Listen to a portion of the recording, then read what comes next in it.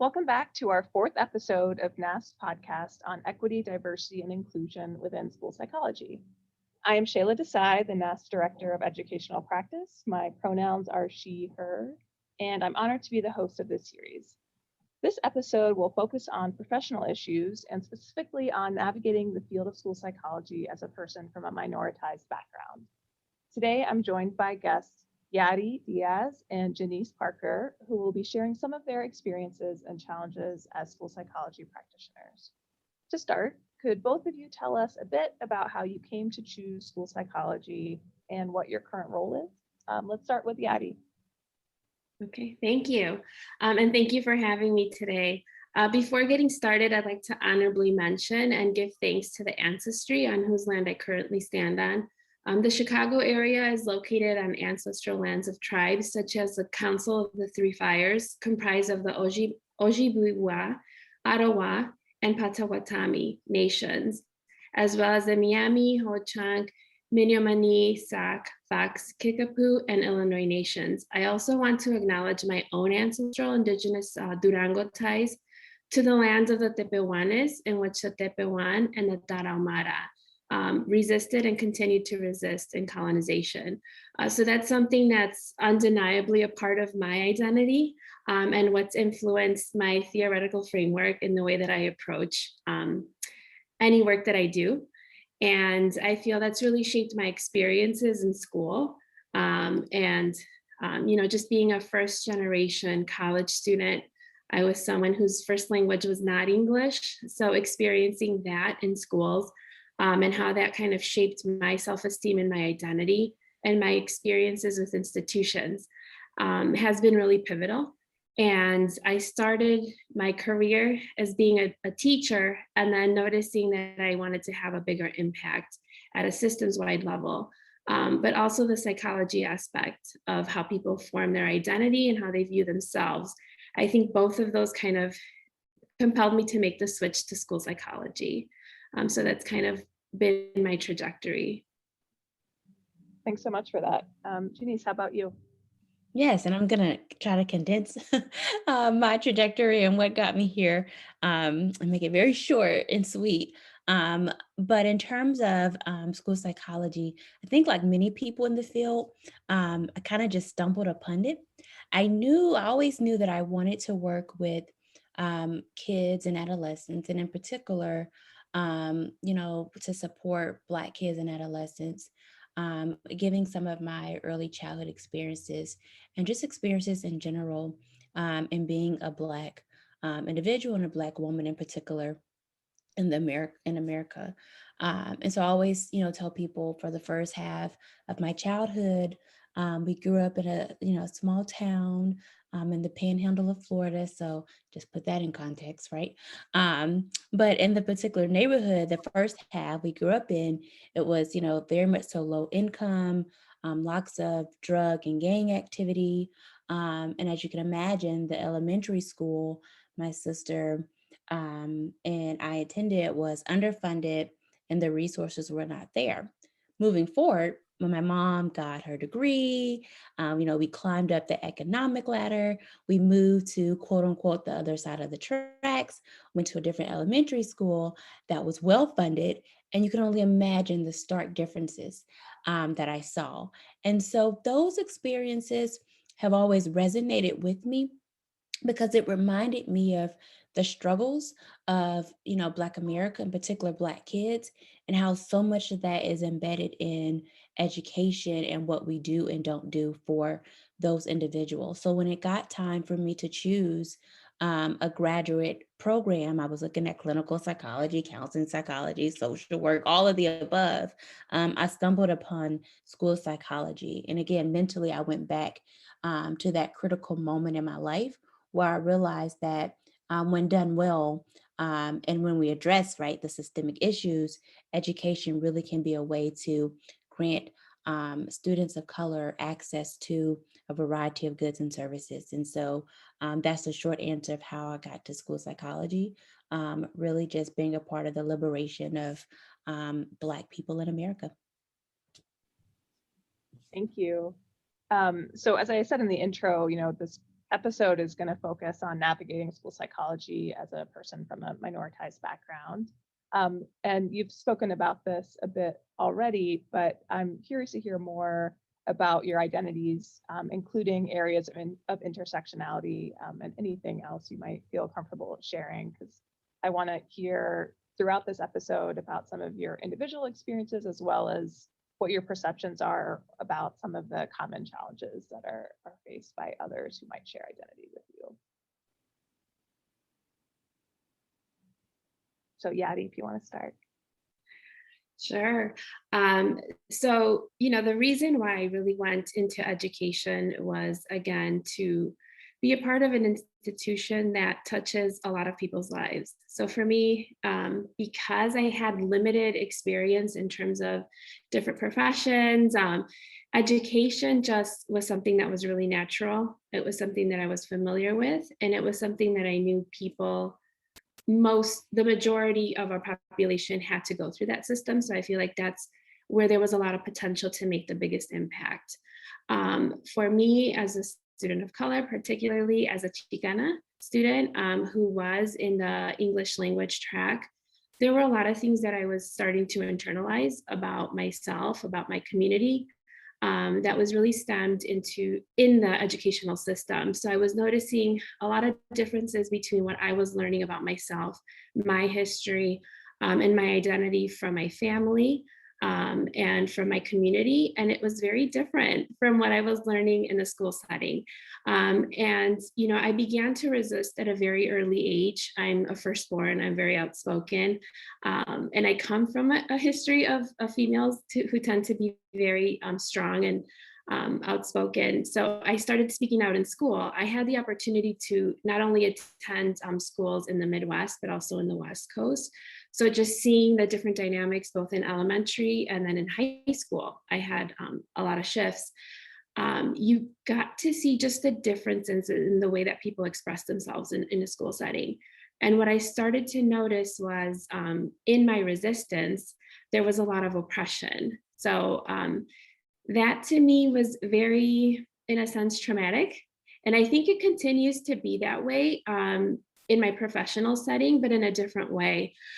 So me knowing that experience is not something that I was content with, or I felt that should be happening, that kind of led me into the segue of schools in general. I didn't know necessarily exactly what I wanted to do, but I knew that I wanted to be a part of that to change that.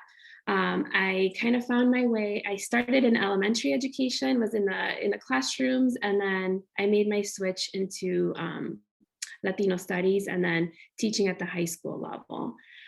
That experience was very interesting to me because I did end up in a school setting that was very affluent and not very diverse. So that experience, I was trying to resist by showing a different side to the population that was dominating the system. But through that, I think I found a lot of challenges in terms of, is this how I should be resisting? Is there a better way? And then also noticing that I was being categorized to work with a very specific population. And through that, trying to have like the AP track, like how can we capitalize on this cultural wealth, this language wealth, and finding that in that resistance, there was a lot of battle. And then also noticing how easy it was for people to have conversations around the discrepancy and the deficits and the pipeline into special education. So that's kind of how I found, I've always had an interest in identity and psychology, and then coming across the school psychologist and kind of having those conversations. And I want to give Janice some time to speak to, so we can kind of bounce off of what that experience was like then, being a person of color at the graduate level. And then now in my profession, coming back to the institution, but as in the role of a school psychologist, I think is much different, and you see things more clearly. Yeah, so it sounds like your identities really kind of shaped your trajectory. And I wanted to go back to one piece of my question around if there's anything else about your identity that you wanted to share with us in areas of intersectionality other than what you've described so far. Yeah, I think just being a woman, I think the label of, I feel like there's a lot of intersection even with the Latino community and the term Latinx. And, that also subscribes to that notion of colonization. So trying to resist that label. We are natives of the America. And I think that there's so many layers even within that, the more I learn, the more rooted and the more confident I am in my identity, I feel like the less I'm able to label it. So that is something that, I try to bring at the forefront in terms of psychology and identity and how we represent ourselves in the field. Thank you. So yeah, Janice, I'd love to hear more about your identities, anything again that you're comfortable sharing. And as Yadi got into thinking then about how those identities have shaped your experiences. Yeah. So I would say core aspects of my identity, a Black woman, and obviously for me, a woman of faith, and that does shape my identities and actually the work that I do. Um, I would say those are the three pivotal parts of my identity. And if I had to talk about, geographic location and region, growing up in the Deep South really has shaped a lot of my perceptions as well in terms of um, America and schools and education and so forth. Um, and so I think one of the biggest things, when I think about the first three, right? So being a woman of color, living in the Deep South or growing up in the Deep South. And again, the first part of my life where we were considered, low SES. So my mom has always socialized us, and by us, I mean my sister and myself, to be prepared, right? To be prepared for racism, to be prepared for people who will question your competence, who will make you feel like you're less than because of our skin color, because we're Black, and also because of, our womanness, right? So that's something that continues to resonate with me, where I'm constantly doing kind of a self check and also reminding myself of the greatness, right? And when messaging tells us otherwise, that also again it approaches the way that I approach my work as a faculty, as a researcher, because so much of my work is grounded in the strengths of the Black community in particular. And then I would say, as a byproduct, similarly, racial and ethnic minoritized individuals. And I say that because despite, being growing up in a single parent home, despite, being low SES and so forth, we had a lot of community-based strengths that surrounded us, that I know in my heart of hearts helped us to get to where we are, helped me to get to where I am, considering all of those different identities that are there.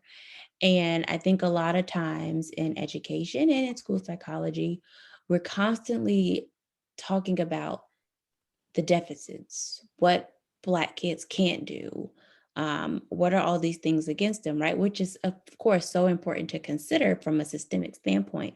But we miss the collective strength that comes with being Black in America, and where that collective strength comes from. That's why I also highlight, for me, being a woman of faith, my church community growing up and even now rallied around my family, my mom, gave us what we needed, the tools, the resources, the motivation, telling us that we can do it and so forth. And that helped us in many ways. And so even now, my research really looks at, religious and spiritual diversity in school psychology, and how do we honor that, especially among so many families of colors. And of course, I recognize not all, right? We're not a monolithic group, but so many families of color where that spirit right? Doesn't necessarily have to be religion, but that spiritual piece, that connection to a higher power, to nature, to our ancestors, to all of those factors. We know that that has kept us afloat for so many years, but as school psychologists, we don't talk about that part of diversity. We don't talk about how that from a mental health standpoint, from a behavioral standpoint, how that has kept people of color afloat, and what do we do with that? How do we sit in front of families in a school setting who may say, um, it's my faith that's keeping me there. How do we build upon that instead of like sitting around like I've seen so many people do when I was in schools, when families would bring up their religion and we'll be like, oh my God, we can't say that. What do? We can't acknowledge it, right? There's separation of church and state, but yet it matters. So that's my long-winded answer of saying all of those identities influence who I am and the way that I operate, and also the work that I do. No, that's really interesting. And thank you for sharing that. I agree, faith is something that we don't focus on a lot when it comes to our training and practice, but you're absolutely right that it does play a significant role for a lot of folks. So I want to also hear from both of you about your sense of some of the common challenges as well as areas of positivity experienced by women of color who are in school psychology. And I want to just have a brief disclaimer that I'm not asking you to represent all women of color here in your response, just some of your perceptions and what you might know from speaking with others who have shared identities.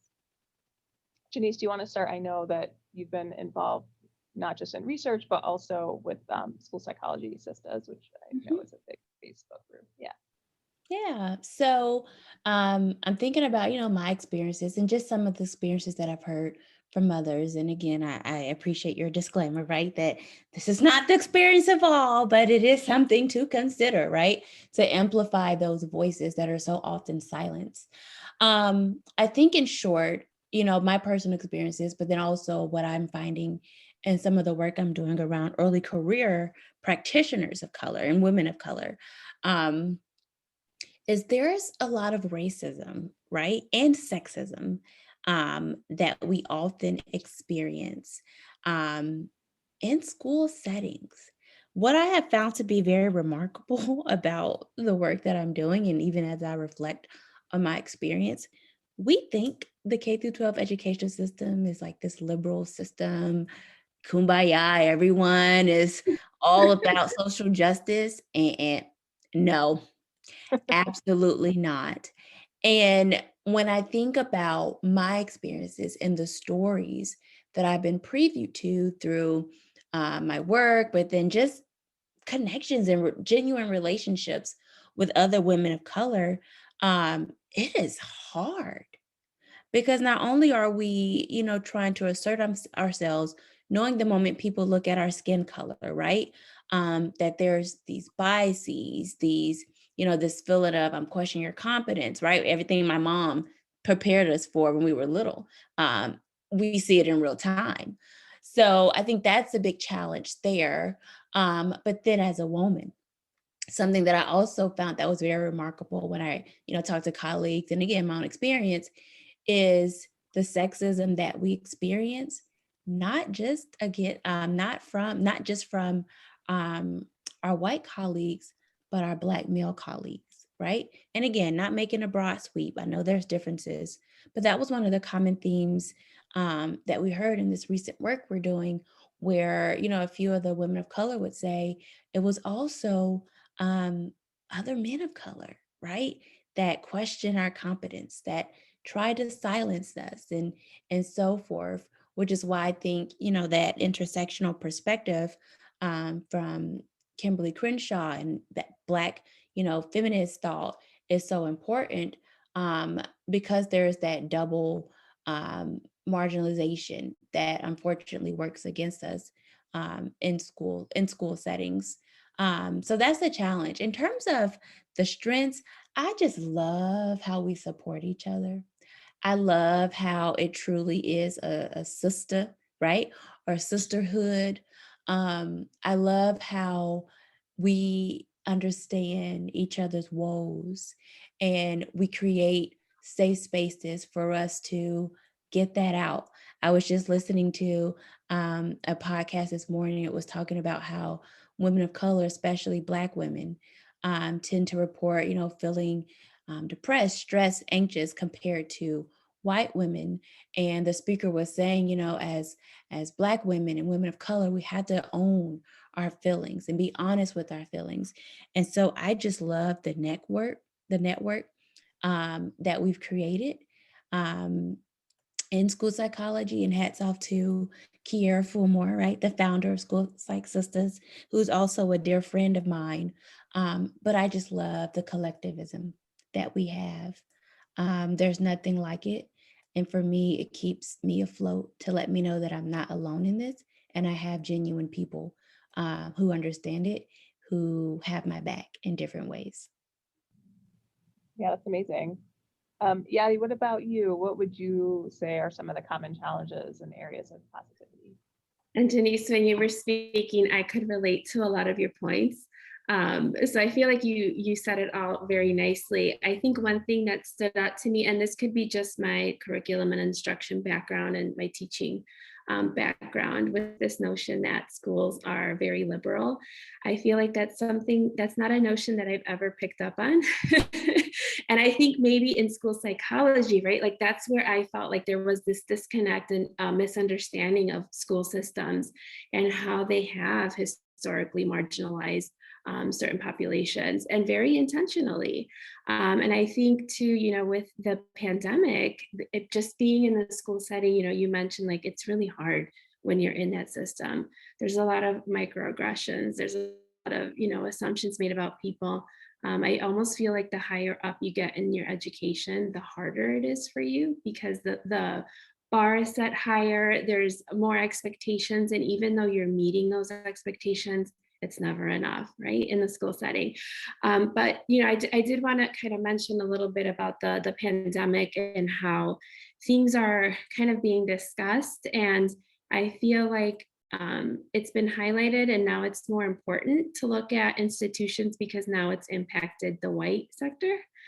So there's that like interest convergence. And that has brought in a lot of conversation around identity, representation, who's at the table, who's included.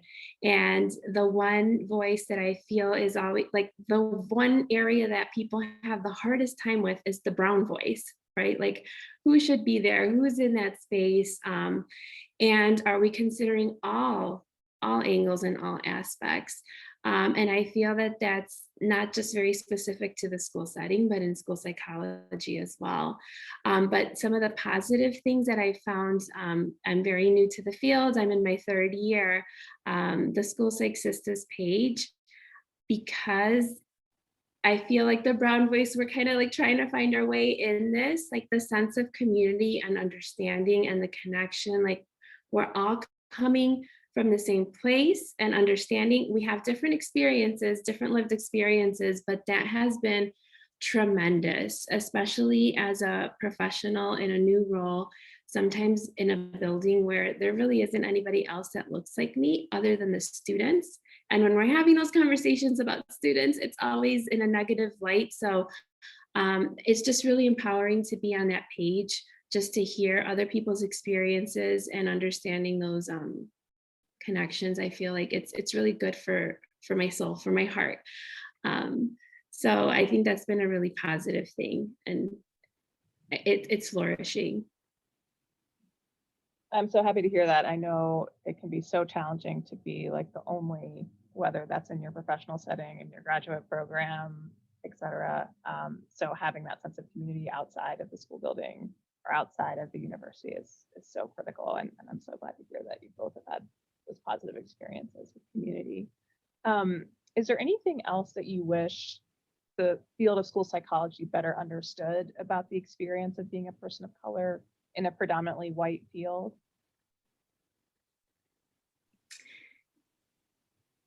Go ahead, Janice. I think that's So much, right? But a couple things that stands out to me. I think we have to understand that racial and ethnic minority people, we're often on the front lines fighting the fight, right? Um, because we don't get the luxury of, after our 8 to 5 job, turning it off, right? We don't get the luxury of, I'm there at work, but I can go home, or I'm writing about it, I can go home. No, this is our lived experiences, right? A lot of us have kids, family members, friends, and so forth. So this is our life.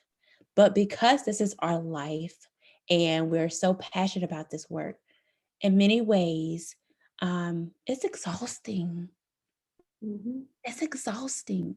And I say it to say, this can't keep being our fight alone.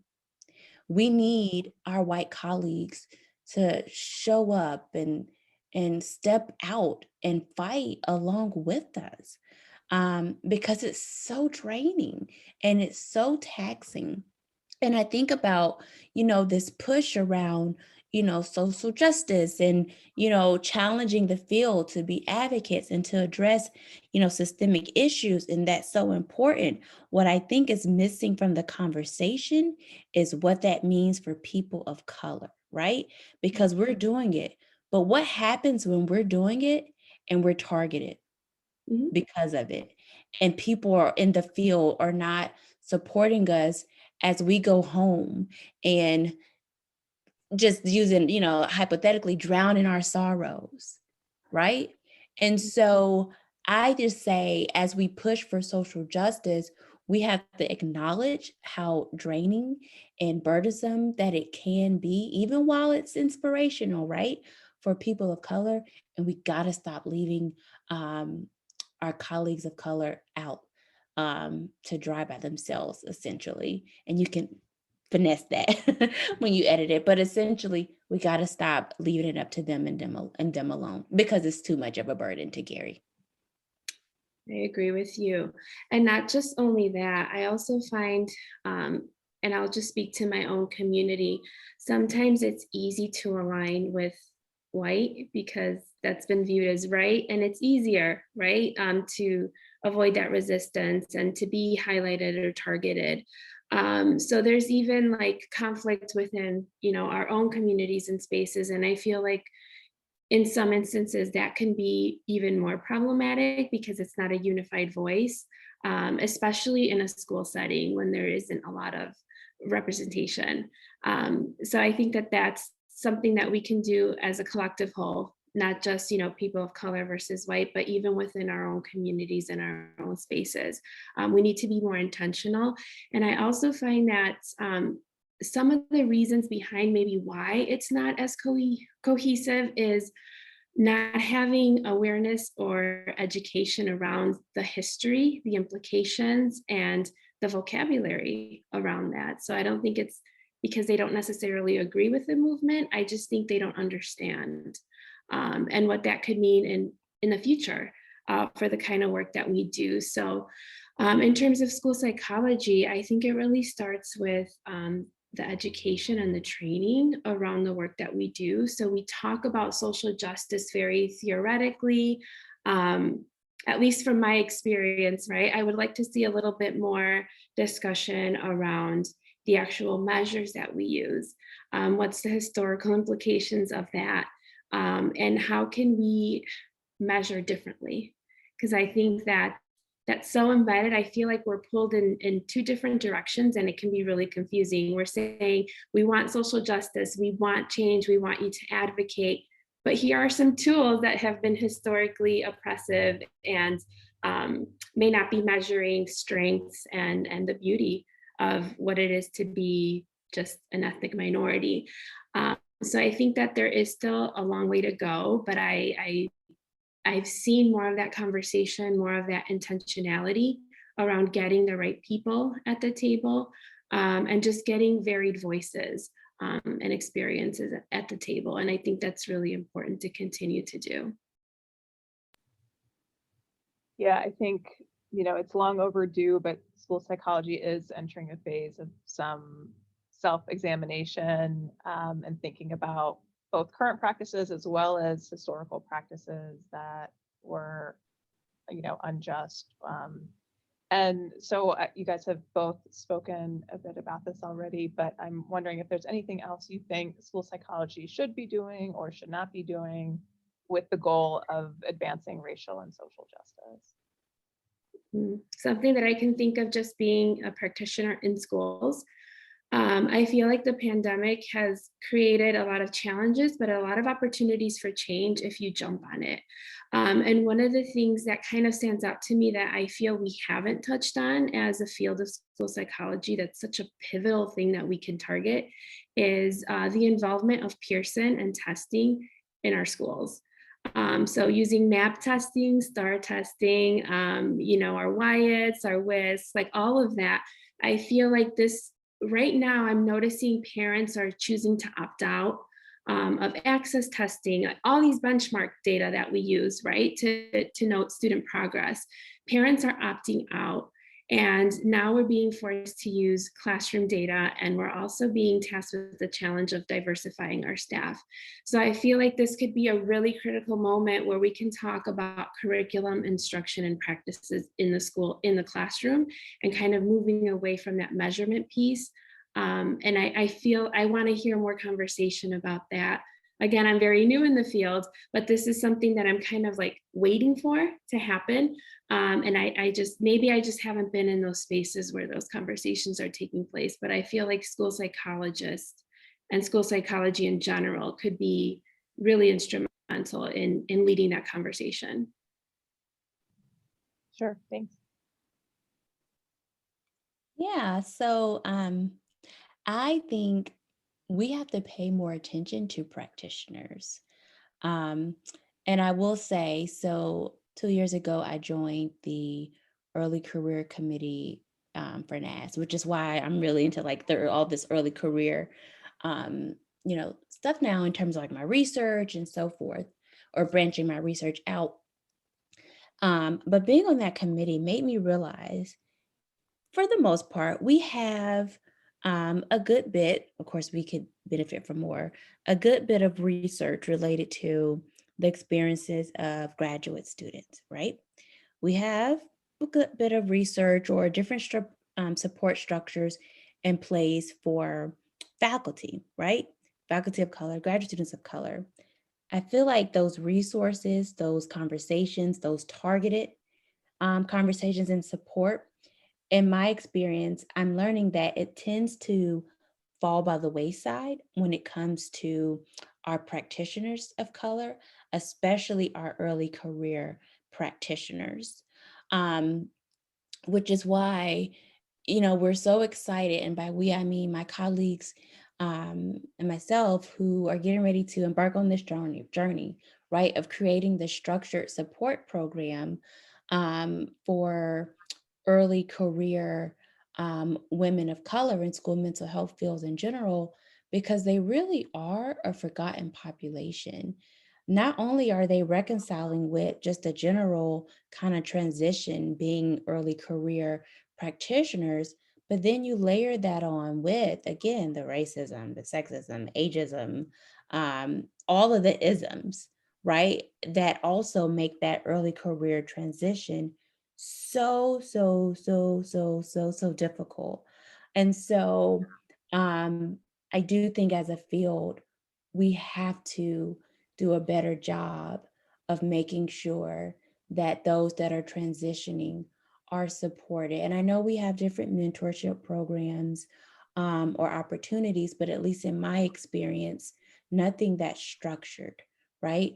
And so we're hoping through this work to bring light to some of the benefits of maybe having something more structured in place to make sure that we're not forgetting about a population that, in my opinion, we really have not attended to as much as we should be. And that's a part of retention too, right? Once they're out in the field, if we're not supporting them when they get there, then they can easily go to another career field. And I've heard that many a times from early career practitioners of color, especially women. Yeah, thank you. So those are all of the big questions I had for today. Are there any final thoughts that you think would be important to share with our audience? I don't think so. I'm grateful for this opportunity. Um, I always feel like I learn so much from hearing the stories of others. So I appreciate this. And I hope that we can just continue to do the work and be about it and not just talk about it. I agree. I'm very grateful for this opportunity, especially being so early in my career.